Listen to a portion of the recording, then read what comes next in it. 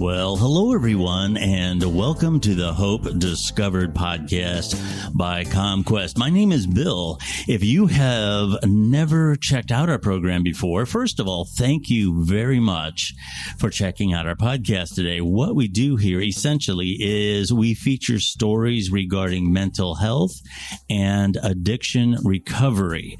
Central to our theme is that recovery is possible. Our slogan here at CommQuest is Hope Happens Here, and we try to tell stories that let our audience know that indeed hope happens here. We often feature people who maybe have their own story of recovery, or a lot of times we feature individuals who work in the industry. And that is the case today. With me is Andrew Allen, the director of the Adolescent Campus for CommQuest. Thank you very much for being on our program. Thanks, Bill. I appreciate it. I'm excited to be here and excited to talk about what we're doing on the Adolescent Campus.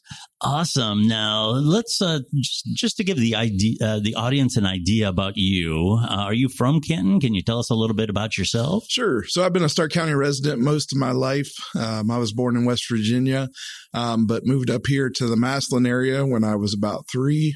So since I moved up here when I was 3 and lived in the Canal Fulton area, and now I live in the Canton area. So Stark County boy most of my life. That's great. I'm same here, born and raised. When did you first become interested in this field? What drew you to it? Was it something in your past or just something that you heard about and decided this is what I want to do? Sure. Great question. So, it came to me actually a little bit later. I've actually didn't end up in the counseling field until my late 20s, which is kind of unusual for going on to a master's program. I had some personal experience in my life. Third generation with depression through my dad's line. So I've experienced depression ever since I was probably 13, 14 years old, pretty severe depression, although it wasn't diagnosed as such during that time. And so something I just went through my own kind of journey through that, understanding my own mental health, understanding, the family, how it impacted my family.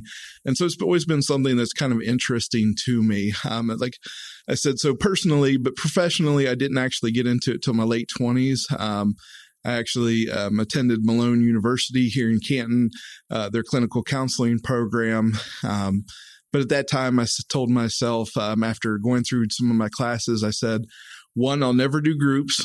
I'll never be a group counselor. And I just don't think I'm going to work with AOD. I wanted to work with, which is, if you're not familiar with that vernacular, that means alcohol and other drugs. It's sort of our shorthand for substance use. Sure. So I said I'd never do groups, and I never would work with alcohol and drug use disorders. Wanted to just work with mental health. And then time for as part of your program for your counseling program, you have to go through a year of practicum and internship. So unpaid experience as part of the collegiate experience. And I ended up at Wilson Hall, which is our CommQuest men's facility for residential AOD, substance use disorders. Ended up doing tons of group and working with primary substance use disorders. So from then on, although I left CommQuest and came back a couple years ago, I primarily worked with AOD and co-occurring mental health, but just really enjoy this field, really enjoy getting the chance. I know it's very cliche to say enjoy helping people, but, as for most of us in this counseling field, we're also trying to understand ourselves as well. And so my own journey with understanding depression, how it impacts me, how to best, address it. And, it's a journey for us a lot of times, as well as a journey to help others. That's an interesting dynamic. Thank you for sharing that. What is the Adolescent Campus? Even here in our own organization, we hear that. We hear that place referred to. And what exactly is it, and what is its main function? Sure. We're the hidden gem of CommQuest, I like to jokingly refer to us. CommQuest Adolescent Campus, we're based in Canton South on Faircrest Avenue. It consists of 3 buildings, 2 of which are residential facilities for adolescents who are suffering from substance use disorders. So for those two buildings, we have Bright House, which treats girls, teens between the ages of 14 to 19 with a primary substance use disorder. All right. And Smith House, who is the facility that treats adolescent boys ages 14 to 19. So they're on the same campus, different buildings. Okay. So as of recently, we're actually expanding here within the past couple of weeks. And what we're trying to do is provide a full continuum of care for adolescents. What we really found through the work that we do, the good work that we do, working with teens is a very different field than working with kids and working with adults. You know, I always say the struggle that we have working with adolescents is counselors, even the best counselors, usually treat them as big kids or little adults. Right. And they're really not either. They have a whole different dynamic of working with adolescents. And if you've ever had teenagers, you will understand, you know, they're just a different group and they have unique needs. Mental health and addiction needs, substance use disorder needs that need to be addressed in some different ways. And so what we tried to do is take the skills that we've learned through working with primarily in a residential setting and provide these services on an outpatient setting as well. So we have our third building, which has traditionally been our school building and our administrative building. We've actually added outpatient offices and group rooms to that location to now provide a full continuum of care. Yes. So that includes anything from a general outpatient. So that could be once a week or biweekly individual counseling for an hour a week to address things such as mild substance use disorders, some mild to moderate mental health disorders. We've also added intensive outpatient services, which is a 3-day-a-week, 2.5-hour treatment program for clients who have sort of a moderate substance use disorder or as a step down from the residential facilities. And again, we're still continuing on our residential level of care. So we treat all levels of substance use disorder for adolescents, and we say we treat mild to moderate mental health for adolescents as well. All right. That is a great point. I heard you say that the other day when we were getting prepared for our podcast today, that adolescents, how does that go, are not big kids and they're not little adults. Yes. They are I'm paraphrasing, these are my words, but that leads me to believe they are a separate, specific stage of development. Yes. Yep. That's a great way to put it, you know. And you look at, there's a lot of different reasons when you look at brain development and social development. You know, some of just as a couple of different examples, who's the person that an adolescent is trying to get recognition from, to get, the peer for an adolescent is so important. You know, we always jokingly, we discuss on our campus how we can tell a client something, but if in the group setting their peer tells them the same thing, they're much more likely to listen to the peer than to the adult, because again, that's appropriate social development. You know, that's what's going on. The peer is the most important. From a brain development standpoint, we look at such things as understanding that for teenagers, there is a high emotional component and a low cognitive component. Now, that's going to sound negative, but what it means is that for teens, they're much more likely to respond to an emotional response instead of, you know, as an adult, we have the ability to sort of think through, okay, so if I do these actions, what's going to be the result of those? Sure. For teens, it's very much in the moment. And for it's the $1 now versus $10 tomorrow, you know, kind of thing, sure. You know? And again, I don't want to sound that as negative because it's not, it's just it's a pattern of the development. The here and now is so much more important to the teenager than the future. And so I see a lot of times when I talk to parents, it's like, well, don't they understand how what they're doing now is going to impact them, you know, when they're later on? And I said, well, you know, and I appreciate that comment, but that's a very adult comment because it's very much a cognitive. But for the client, for our teens that are experiencing, it's very much the here and now. Yeah. So again, it's just a different model of how do we process with the client? How do we, you know, help them get to their goals when they don't think like adults have those expectations for them? Yeah. This is a personal observation, but I've noticed a lot of times in social situations, older let's say people that are in their 20s, 30s, 40s, may or may not be as smart as a given adolescent. There's a lot of adolescents out there that are very smart. Mm-hmm. However, there's something to be said for living through the passage of time. Sure. No, great point. Great point. Yeah. And the older folks have seen the life cycle play out in their families, and presidents come and go, and social mores change. And there's just something about that perspective. Yes. Yes. I call it to put it in perspective. So we help train a lot of interns on our campus. So this summer I had 8 interns from master's level to associate's level interns. And I say the thing that you can't, and I always tell them the thing that you can't reproduce and you can't shortcut, we call it seat time. Okay. You just need to be in a group in front of a client, and you just need to work with them because you can't shortcut. I've been in this field for several years now, and I have thousands of hours of seat time.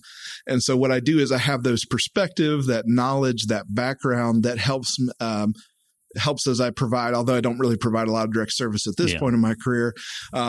I have a perspective that they don't have just because, am I smarter than them? No, because I just have more seat time. And I think that's the same thing that you're talking about. Right.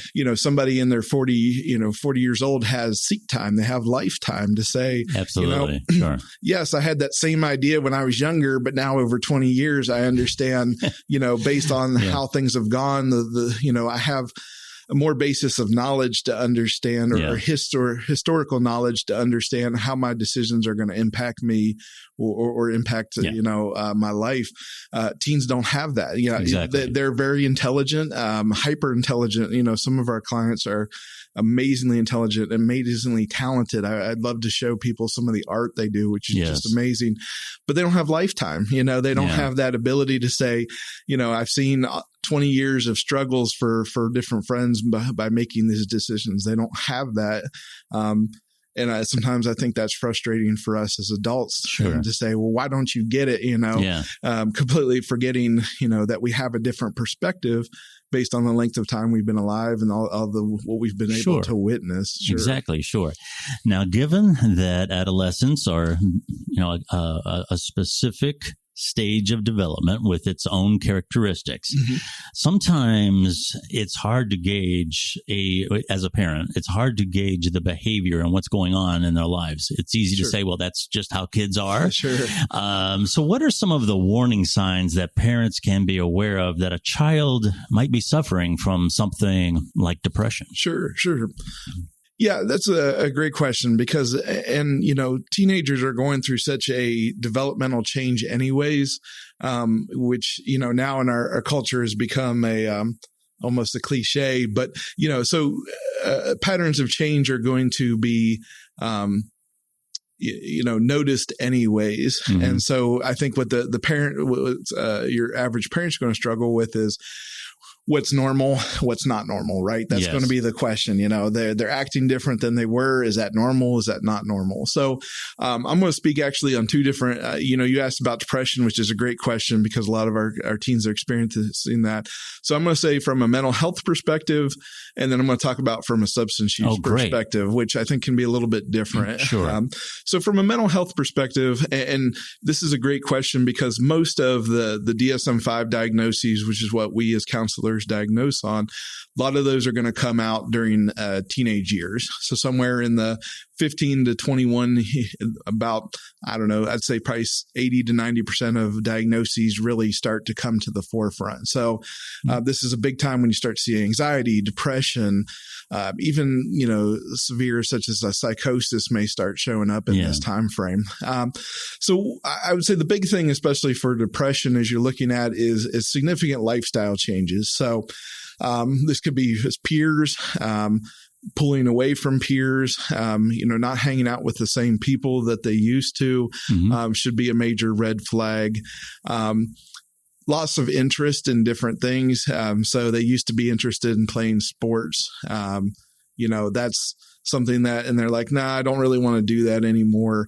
Big concern, big red flag for that's going to be a major change from what they've done in the past. Right. So a withdrawal from life, from the same interests. A lot of times too is, people expect, especially with depression, expect some kind of like a sadness. And that's certainly true, but not necessarily what you're going to notice. Changes in eating more, eating less, sleep pattern changes, staying up way late, sleeping in all day. Although we always laugh for teenagers, they do need more sleep, but, significant pattern changes in the sleep, definitely a red flag, something to say, hey, is something going on? Are you feeling okay?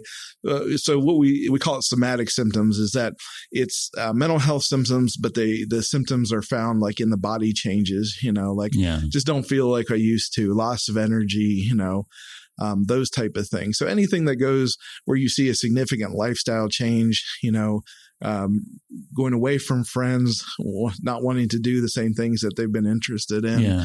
And again, now if they're changing those things, again, that could be appropriate developmental, but I think that's what's so confusing about that, because how do you differentiate between the two? And, exactly. Sometimes it takes, even for, us as professionals, we have to do some digging and, some sleuthing in there to see, which is which. But any of those things for me, for a mental health side, is a big, hey, we may not need to talk to somebody about this and get tested. As far as substance use now, go ahead. Yeah, sorry. sure. I want to clarify something, because I run into it a lot. Mm-hmm. This is you mentioned sadness in relation to depression. Yeah. And if I had a dime for every time I heard somebody say, hey, you're a good looking kid, you got your whole future ahead of you. Sure. What are you sad about? What can you, sure. It's a different thing. And that's a great point, because, I really find that adults sometimes struggle is that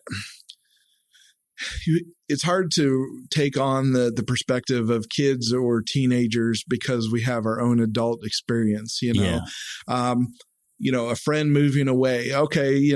That's hard, but you've got all these other friends, it's easy to dismiss because we say, well, compared to what I understand as adult, that's not a very big life issue. Yeah. But for an adolescent, they have a different perspective on life, and to say, this could be devastating, and to dismiss it. The worst thing you can do as an adult is dismiss how an adolescent or a child is feeling, and I think that's what happens sometimes. Well, me as an adult, I don't feel like it's important, so it shouldn't have been that big a deal for you. And that's a poor perspective for us as adults. Sure.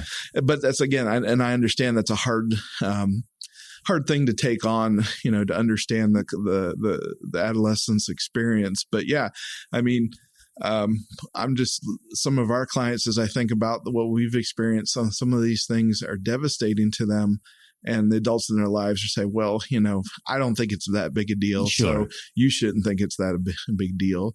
And again, you don't have that perspective. The adolescent's life has only been 16 years. It's like, well, me as a 30, 40 or 50-year-old, I understand that's not a big deal. But again, they don't have that perspective. Exactly. Sure. And so, those things I always tell, it's so important for, especially with adolescents. Well, we're really with anything that anybody we do. But again, I'm talking specifically working with adolescents, is to acknowledge and validate. Hey man, it sounds like you're really having a hard time. It doesn't say that I agree with it. Doesn't say that I understand it. All it says is, wow, hey, it sounds like you're having a really hard time. Yeah. And man, that's 95% of the way to helping the client as they process through that issue. If all we could do is just validate how they're feeling. Yeah, sounds like you're pretty frustrated. Right. So I say, if you start arguing, there's no winning with, let me argue you out of the way you're feeling, is a pretty unfortunate way to start a conversation with the teen. Yeah, exactly. And I'm glad you covered that, because I've heard my friends talk to their kids, and I've heard things like, "What do you have to be sad about?" Sure. Oh, you're crazy, which is a terrible, dismissive thing to say across the board. Mm-hmm. So, moving on to some of the substance issues. Sure. Yeah. So some of the things, and substance use again is such a complicated issue, and I think for adolescents especially because there's this idea of it's a natural experimentation, Yeah, I drank alcohol. I used pot when I was young. So this is a normal part of the teenage experience. And I get that from an argument. I mean, it's hard for me. Sometimes I have to be careful as a person who provides substance use disorder treatment is I want everybody to stop using everything because I've seen the devastation, both working with adults and with adolescents. I've seen the devastation. So, it's a scary idea and I get that. So, I'm more on the extremist side. But what we see is, so it goes in stages. Addiction goes in stages. So we go from making decisions about substance use to where the substances are making the decisions for me. Yeah. So said, I'm going to get together with my friends. We're going to have a bonfire and we're going to get some beers. Is that a normal experimentation?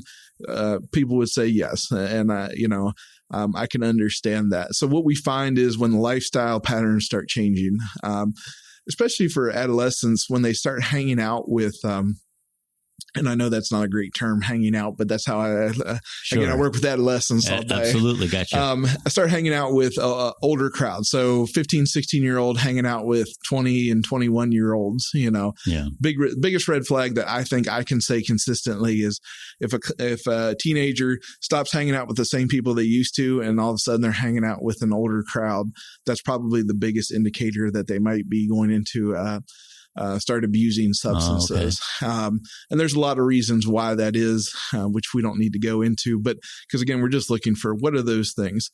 Looking to is changing again, not interested in the same people, not interested in the same activities, stopping sports or social activities. All of those can be indicators also of a substance use disorder as well. As we start to look at is missing, as gets more extreme, is money missing, money disappearing from a purse, are items missing from the house where they're selling or trading, that type of thing. And again, that's further along, but these are those types of things that you say, these are activities that would probably be indicative of a burgeoning or starting substance use disorder. Yeah. You mentioned, and it's so important, with adolescents, they have their own needs that are unique to that stage of development. And leading into what's happening right now with COVID, so many of the social activities that I would say adolescents need have been drastically curtailed. Yes. And whether it be sports or the dances that they go to or hanging out at the mall, so how has the crisis, the pandemic, impacted what's going on with adolescent behavior and health? Sure. So isolation being a very difficult thing for people with mental health and substance use disorders. We've seen it in a lot of different ways. And what we see too is also just a lack of consistent scheduling in my life. Working with adults or having an adult who has time to spend with me. We have a lot of working families now, and with adolescents, they're by themselves a lot. So, access to healthy peers, just peers in general, probably the most impactful that we're going to see this area is a lot on the mental health, because isolation can really be especially with such like a depression, can be really an area where client starts to experience more symptoms, and having that social interaction is such an important, and, in the physical activity too, because, a lot of these sporting activities are not going on. Yeah. Both of those can be ways that can sort of mitigate the symptoms of depression. And so not having those consistent activities definitely can start to see the symptoms get worse with that. With substance use, the same thing. We've seen in general, just in the field, an increase in overdoses. There's just not the support that there used to be. So they just, what I've found working with, and I'm relatively new over the past couple of years working with adolescents, is just how important school is to their personal identity. Sure. They could hate it, love it, doesn't matter. It still, makes up their personal identity. Absolutely. So having that gone, that anchor structure of school and the school calendar, has really been devastating to a lot of our adolescents, in a lot of different ways. So, I would say just overall, things have got worse. Things have got more difficult for adolescents. And unfortunately, as we've seen, more announcements coming out, schools looking toward the future, I just don't think it's not coming back, at least not for some time, to some kind of sense of normalcy. Sure. And again, like I said, love it or hate it, adolescents define themselves by, what the school structure is. Sure. And just to speak about some of the empathy that I feel that we should have for that, I know here again as an adult, I'd say, well, it's not the end of the world. You can't go to, Sure. But by the same token, there's hardly an adult out there, I don't care how old they are, that doesn't recall their high school years, whether it be class reunions and winning the state championship and all these other things, your first date, and all of these things now are being taken away from the young folks that are there. So in regard to parents coming forward and getting help, one of the things that we will often touch on during this podcast is stigma, because it's certainly there with mental health. Sure. And I believe it's getting a little bit better for mental health, but especially in regard to substance abuse. I feel the backlash to that in regard to the stigma has gotten just a tad worse since COVID, because so many people say, my life is being turned upside down through no fault of my own, and here you are, blah, blah, blah. And you have to go down that whole line. Yeah. So the stigma has been a problem. Have you encountered, and how do you deal with, let's say, a reluctance for parents to come forward and say, my kid needs help? Sure. No, that's a great question. And I think especially for, with parents dealing with children or dealing with adolescents is, it's hard to not to see our adolescents as a reflection of ourselves, So when our adolescents struggle, it's hard for us because we feel like it reflects on us as the parent. Yes. I must not be doing enough.